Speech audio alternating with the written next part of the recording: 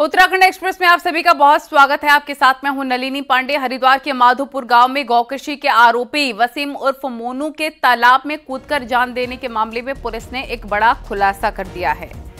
Police के मुताबिक वसीम उर्फ मोनू की मौत से ठीक पहले वसीम के चाचा इसरार ने भीड़ की मदद से पुलिसकर्मियों को घेर लिया था और इसी दौरान गोमांस से भरा बोरा और स्कूटी को गायब कर दिया। पुलिस का दावा है कि बोरे में गोमांस रखा था और इसे वसीम के चाचा ने ही गायब किया है। पुलिस ने इसका एक सीसीटीवी वीडियो भी जारी किया जो कि सोशल मीडिया पर वायरल हो रहा है। वीडियो में देखा जा सकता है कि कुछ लोग स्कूटी पर बोरा ला रहे हैं और फिर उसे तेजी से कहीं लेकर जा रहे हैं। पुलिस का दावा है कि इसी बोरे में गोमांस रखा गया था और फिर भीड़ की मदद से पुलिस को घेर कर रोक लिया गया। इसी दौरान गोमांस को बोरे में गायब कर दिया गया। यही नहीं, पुलिस के मुताबिक पुलिस पिछले 5 साल में वसीम और इसरार के परिवार पर 50 से ज्यादा मुकदमे दर्ज कर चुकी है, जिसमें कई मामले गौकशी से भी संबंधित हैं। आपको बता दें कि वसीम की मौत के बाद खासी सियासत भी इस पर हो रही है और अब पुलिस ने इसका वीडियो जारी किया है।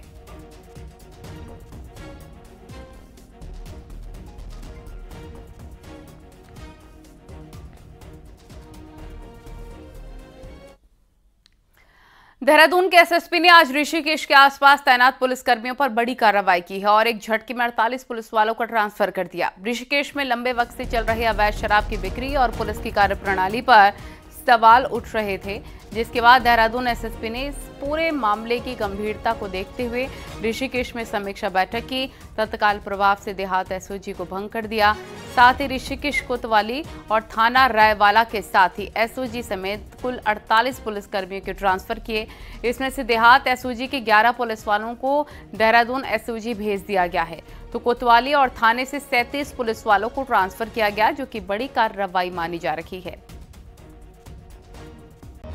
बड़े माफियाओं पर कार्रवाई या देखा जाए कि जो संगठित रूप से इस तरह के अवैध कारोबार में लिप्त हैं उन पर बहुत बड़ी कार्रवाई ना पाते हुए अच्छी मॉनिटरिंग हो तो उनको सिटी क्षेत्र के जो हमारे जो एसओजी की टीम है जिसमें इंस्पेक्टर और अन्य जो पर्यवेक्षण डायरेक्ट रहता है तो वहाँ पर उनको संबद्ध किया गया और आगे टास्किंग करके उनको वहाँ से विभिन्न क्षेत्रों में इस तरह की अवैध कार्रवाई को अंकुश के लिए लगाया जाएगा। तो टोटल अभी 37 पुलिसकर्मियों का ऋषिकेश और रायवाला से स्थानांतरण किया गया। साथ ही एसओजी टीम के 11 लोग जो थे उनको अभी जो हेडक्वार्टर पर जो हमारी टीम है उसके साथ संबद्ध किया गया। अवैध शराब और ओवर रेटिंग को लेकर पूरे प्रदेश में अलग अलग जगह पर छापेमारी की गई है। जिन दुकानों पर ओवर रेटिंग की शिकायत मिली थी वहां आबकारी विभाग के अफसरों ने रिकॉर्ड खंगाले हैं। मुख्यमंत्री पुष्कर सिंह धामी के निर्देश पर यह स्पेशल ताबड़तोड़ एक्शन हुआ है और 13 जिलों की करीब 200 दुकानों को चेक किया गया। ऋषिकेश जो शराब प्रतिबंधित क्षेत्र है वहां एक प्राइवेट कार में 10 पेटी देसी शराब पकड़ी गई, तो 2 आरोपियों के खिलाफ केस दर्ज किया गया। आबकारी आयुक्त प्रशांत आर्य ने बताया कि विभाग ने ज्यादा शिकायत वाली दुकानों पर कार्रवाई की। उन्होंने कहा कि वित्त वर्ष में अवैध शराब के मामलों में तेज कार्रवाई हुई है और ओवर रेटिंग रोकने के अभियान को और तेज किया जाएगा। ओवर रेटिंग का शिकायतें समय समय पर आती हैं और उसके सापेक्ष हम लोग कार्रवाई करते हैं। और तो ये इसी का एक आज कड़ी थी कि एक मैसेज भी देना था कि जरूरी है कि पब्लिक में इस तरह का नेगेटिव मैसेज डिपार्टमेंट के बारे में ना जाए और विभाग अपना कार्रवाई कर रहा है। यह भी एक मैसेज इंपॉर्टेंट था जो डिलीवर होना है। सोशल मीडिया पर एक युवक ने पहाड़ में रहने वाले लोगों को गालियां देते हुए एक आपत्तिजनक वीडियो बनाकर उसे पोस्ट किया। वीडियो के वायरल होने के बाद लोगों का गुस्सा भड़क गया। इस युवक के लिए हिमाचल प्रदेश के सिरमौर में भी गिरफ्तारी की मांग की जा रही है। वहीं पर विकास नगर में रुद्र सेना के कई लोगों ने कोतवाली पहुंचकर आरोपी की गिरफ्तारी की मांग की। आरोपी युवक यूपी के सहारनपुर का रहने वाला है और हर्बर्ट पुल के हेयर कटिंग की दुकान में नाई का काम करता है। दोनों राज्यों की पुलिस ने आरोपी के खिलाफ केस दर्ज कर उसकी तलाश शुरू कर दी है।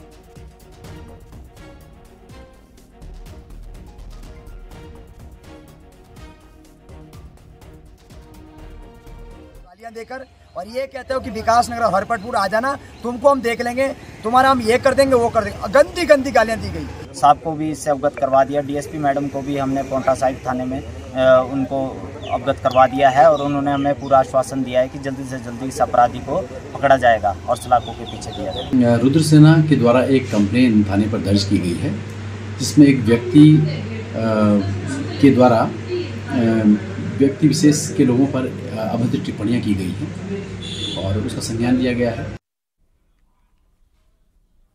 और उधम सिंह नगर जिले के सितारगंज से एक हैरान करने वाला मामला सामने आया। यहां पर 4 साल की एक बच्ची के साथ उसी के गांव के रहने वाले 3 नाबालिग बच्चों ने गैंगरेप की वारदात को अंजाम दिया। घटना सोमवार की है, जब बच्ची पास के प्राइमरी स्कूल में पढ़ने गई थी। हालांकि बच्ची का नाम स्कूल में नहीं लिखा गया था, लेकिन इसके बावजूद माता पिता उसे स्कूल भेजा करते थे। लेकिन सोमवार को बच्ची के घर वालों के पास स्कूल से फोन आया कि बच्ची पेट में दर्द की शिकायत कर रही है। इसके बाद घर वाले स्कूल गए और बच्ची को घर लेकर आए। पूछने पर बच्ची ने पूरी घटना बता दी। घटना के बाद कोतवाली इलाके में तनाव है। पुलिस ने 9 से 14 साल के 3 आरोपियों के खिलाफ मुकदमा दर्ज कर लिया है और तीनों को गिरफ्तार कर बाल सुधार गृह भेजा है।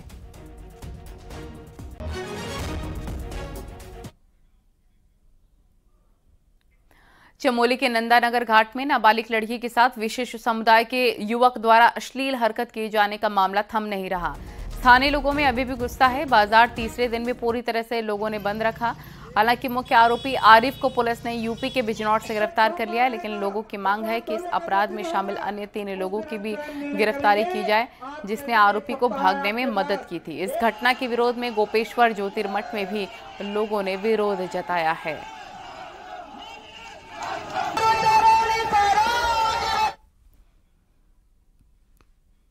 नैनीताल के कालाडूंगी के पवलगढ़ रोड में सोमवार को एक युवक को 3 युवकों ने बुरी तरीके से पीटा। आरोपी की इसके बाद युवक के साथ गई युवती से भी इन्होंने छेड़खानी की। पुलिस ने मुकदमा दर्ज कर आरोपी युवक को गिरफ्तार कर लिया है। वीडियो में लड़की तीनों आरोपियों से अपने साथी को ना पीटने की गुहार लगा रही थी।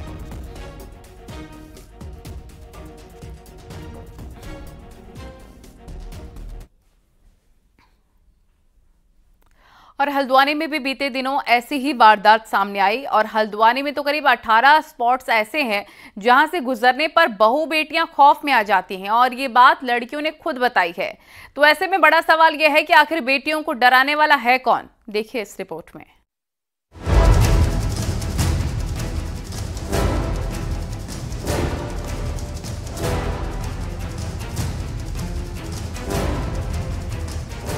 हल्द्वानी में बेटियों ने अपना दर्द बताया, कैसे वो ऑटो वालों की आंखों से डर जाती हैं और सिर्फ एक जगह पर नहीं बल्कि हल्द्वानी की 18 जगहों पर डर का माहौल है।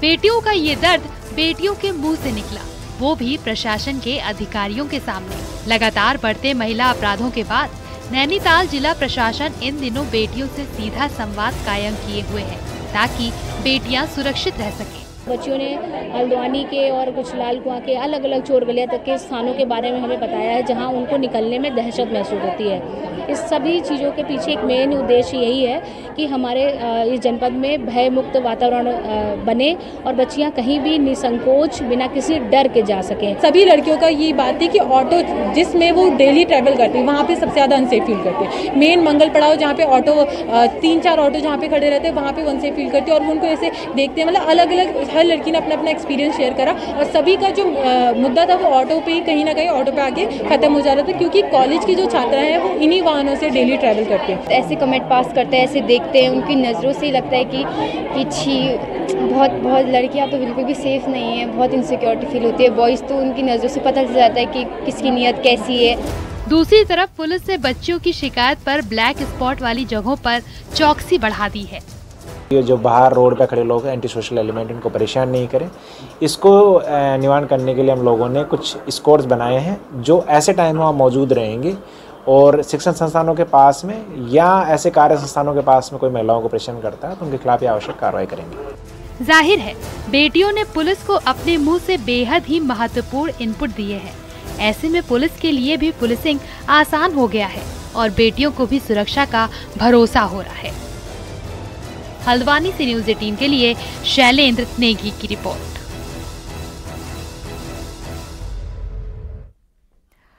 कानून व्यवस्था पर हाई लेवल मीटिंग ले चुके सीएम पुष्कर सिंह धामी ने मंगलवार को फिर दोहराया कि कानून व्यवस्था बनाए रखना हमारी प्राथमिकता है। महिलाओं की सुरक्षा हमारी जिम्मेदारी है। किसी को भी कानून व्यवस्था को बिगाड़ने नहीं दिया जाएगा।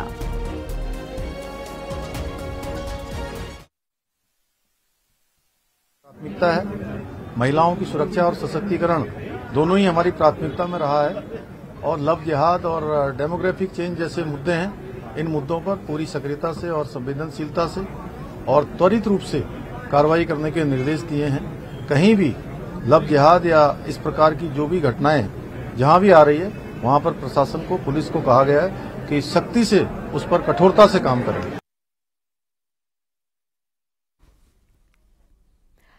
हल्द्वानी से बड़ी खबर, दुग्ध संघ के अध्यक्ष और बीजेपी नेता मुकेश बोरा पर एक और बड़ा संगीन आरोप लगा है। मुकेश बोरा पर रेप का आरोप लगने के बाद एक अन्य बच्ची ने भी मुकेश बोरा पर यौन शोषण का आरोप लगाया।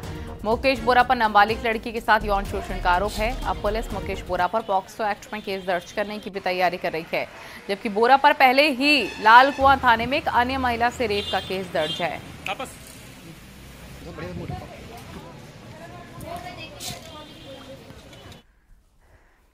रेप के मामले में फंसे दुग्ध संघ के अध्यक्ष मुकेश बोरा के कार्यकाल में हुए घोटाले उजागर होने लग गए हैं। साल 2022 और 23 में हुए टेंडर घोटाले में कार्रवाई नहीं होने पर मामला हाईकोर्ट पहुंचा, जहां कोर्ट ने सरकार से पूछा कि कमिश्नर की जांच रिपोर्ट में क्या कार्रवाई की गई है, उनकी पूरी रिपोर्ट कोर्ट में दाखिल करें। आपको बता दें कि 2022-23 में विभिन्न कामों के लिए दुग्ध संघ अध्यक्ष द्वारा टेंडर निकाले गए थे, जिसमें चहेतों को लाभ देने के लिए टेंडर शर्तों का उल्लंघन किया गया।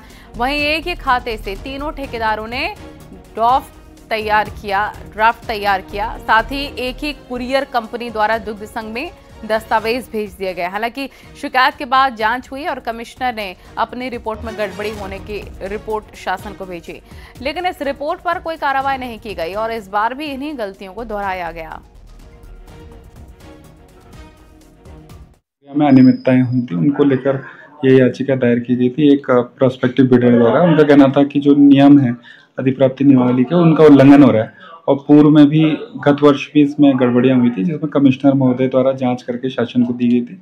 उसके बावजूद पुनः इस वर्ष भी वही गड़बड़ियां वहां पर हो रही हैं।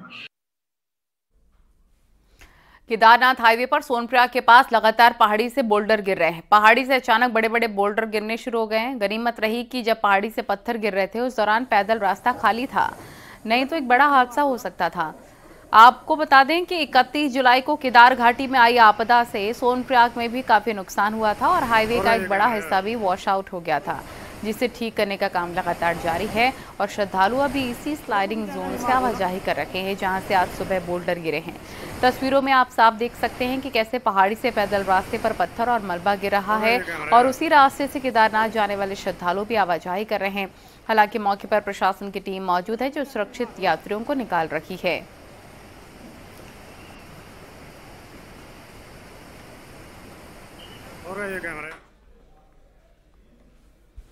उत्तरकाशी के पुरुला में 2 लड़के कमल गंगा नदी के तेज बहाव में फंस गए, जिसके बाद मौके पर पहुंची प्रशासन की टीम ने दोनों लड़कों को बचा लिया और दोनों को नदी से बाहर निकाला है।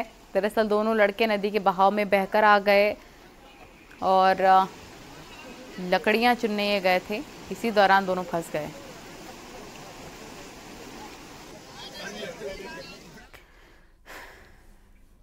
रामनगर के पाटकोट वाली रोड पर एक बरसाती नाला उफान पर आ गया, जिसके चलते यहां 1 घंटे तक जाम लग गया। इस दौरान एक टेम्पो ने उफनाते नाले को पार करने की कोशिश की, लेकिन टेम्पो नाले में फंस गया। बाद में किसी तरह टेम्पो को निकाला गया है।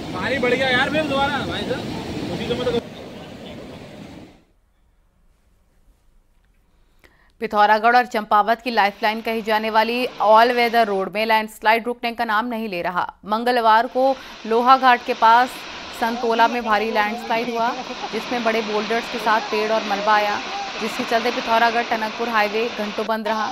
हाईवे बंद होने से सैकड़ों यात्री घंटों फंसे रहे। एनएच की टीम ने मौके पर पहुंचकर मलबा और बोल्डर हटाए हैं, जिसके बाद यात्रियों का सफर आसान हो पाया है।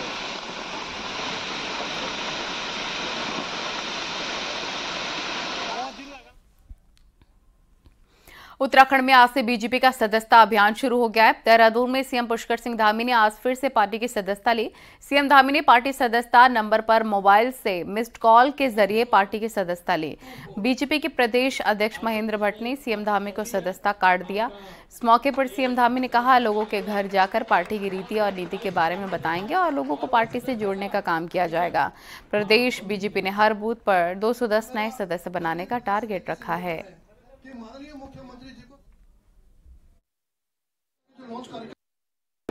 ये सदस्यता अभियान के साथ साथ हमारा संगठन पर्व भी है। नए सदस्यों को जोड़ने का काम भी हमारा इसमें होगा और एक बड़ी संख्या जो देश के अंदर 10 करोड़ नए सदस्यों को बनाने का लक्ष्य माननीय राष्ट्रीय अध्यक्ष जगत प्रकाश नड्डा जी के नेतृत्व में लिया गया है। उत्तराखंड उसमें एक अच्छी भूमिका निभाएगा हमारे राज्य के अंदर भी, क्योंकि भारतीय जनता पार्टी पहले से ही घर घर तक पहुंची हुई है, उसको और हम और विस्तार देने का काम करेंगे। हमारे सभी पदाधिकारी, सभी कार्यकर्ता सदस्यता अभियान से जुड़ेंगे। कांग्रेस नेता हरक सिंह रावत से ईडी की पूछताछ हुई और ईडी की पूछताछ के बाद हरक ने कई बड़ी बातें कही। हरक ने कहा कि मैं बीजेपी में होता तो ईडी मुझसे पूछती किसके घर जाना है। हरक सिंह के मुताबिक उनके एक्टिव होने से बीजेपी परेशान है, वरना आरोप तो बीजेपी के 4 बड़े नेताओं पर भी लगा है। तो बीजेपी ने कहा कि ऐसी बातें करना ठीक नहीं है।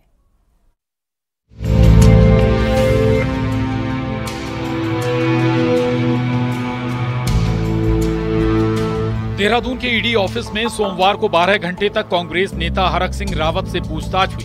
पाखरू टाइगर सफारी केस में 50 सवाल पूछे गए, लेकिन पूछताछ के बाद हरक सिंह रावत ने खुद को पाक साफ बताया। हरक सिंह के मुताबिक 6000 पेड़ काटने की बात बेबुनियाद है और ये बात वो देश की सर्वोच्च अदालत को बताएंगे, क्योंकि केस सुप्रीम कोर्ट में चल रहा है। वहीं जेल जाने को तैयार हरक सिंह रावत ने मंगलवार को बीजेपी को निशाने पर लिया और ईडी के एक्शन को राजनीतिक बताते हुए सवाल उठाए। हरक सिंह रावत ने कहा कि मैं बीजेपी में होता तो ईडी मुझसे पूछती कहां जाना है। बीजेपी के 4 बड़े नेताओं के यहां ईडी क्यों नहीं जा रही, जिनके दौर में घपले के आरोप हैं। कांग्रेस में मेरे एक्टिव होने से बीजेपी में भूचाल है, इसलिए ईडी सीबीआई के हथकंडे अपना रही है और हरिद्वार में चुनाव लड़ने की बात से पहले ईडी भेजी गई।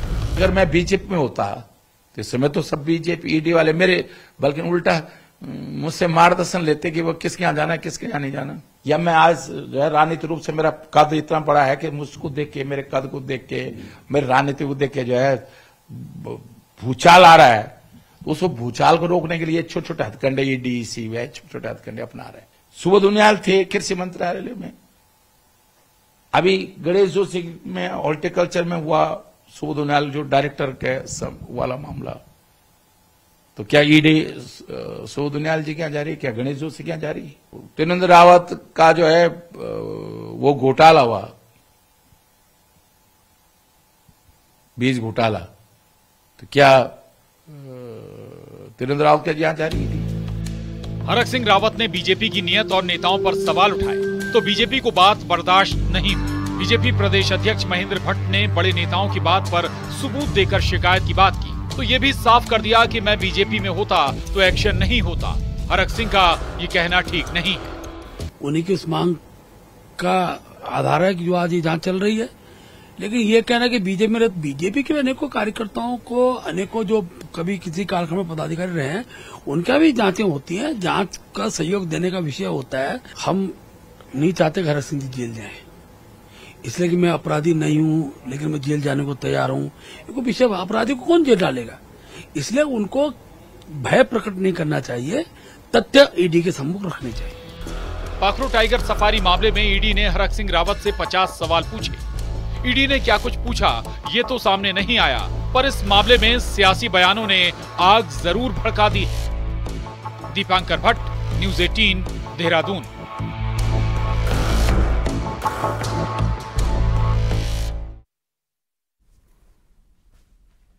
रामनगर में कॉर्बेट टाइगर रिजर्व के आसपास कभी भी मौत आपको छूकर निकल सकती है, जिसका आभास तक आपको नहीं हो पाता। आज हम ऐसा एक वीडियो आपको दिखा रहे हैं जिसमें वनकर्मी खतरे के इतने नजदीक होने के बाद भी उससे खतरे का पता नहीं चल सका। दरअसल मामला ढेला रेंज का है, जहां बाइक सवार बाघ ने बिल्कुल पास से, आप देख सकते हैं ये बाघ बिल्कुल पास से गुजरा है। गनीमत रही कि बाघ ने बाइक सवार पर हमला नहीं किया। इस पूरी घटना को ढेला रेंज में जिप्सी से घूमने गए टूरिस्ट ने अपने मोबाइल में कैद किया है।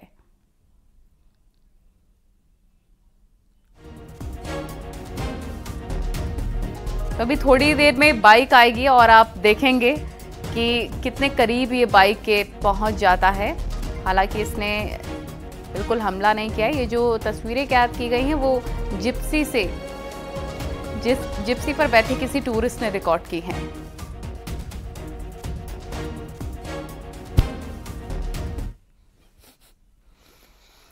मुख्यमंत्री पुष्कर सिंह धामी ने 2 सितंबर को हर साल बुग्याल संरक्षण दिवस मनाने की घोषणा की। आखिर क्या होता है बुग्याल और बुग्यालों के संरक्षण की जरूरत क्यों है, इस रिपोर्ट में देखिए।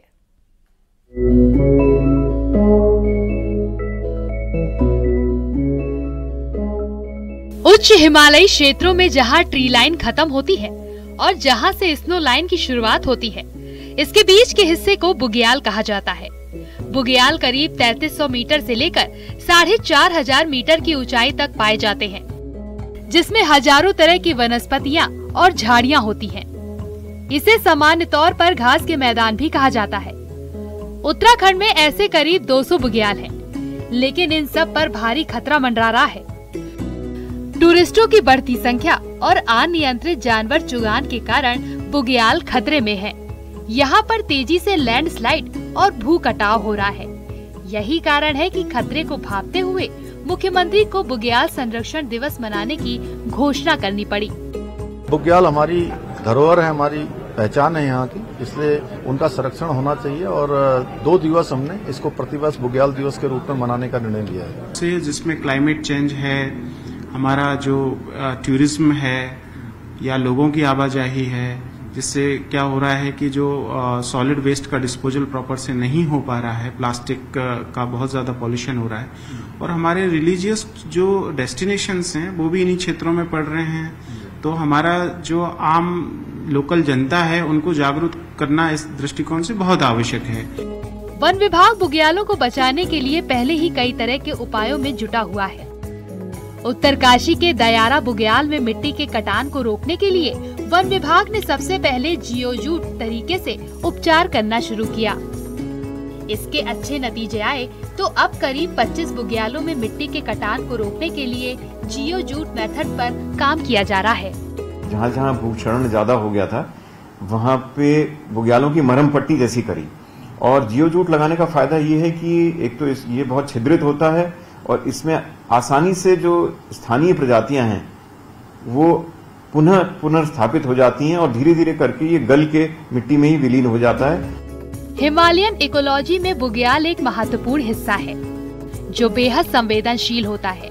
हिमालय के इन बुग्यालों में सैकड़ों ऐसी दुर्लभ वनस्पतियां पाई जाती हैं जो और किसी जगह पर नहीं मिल सकती।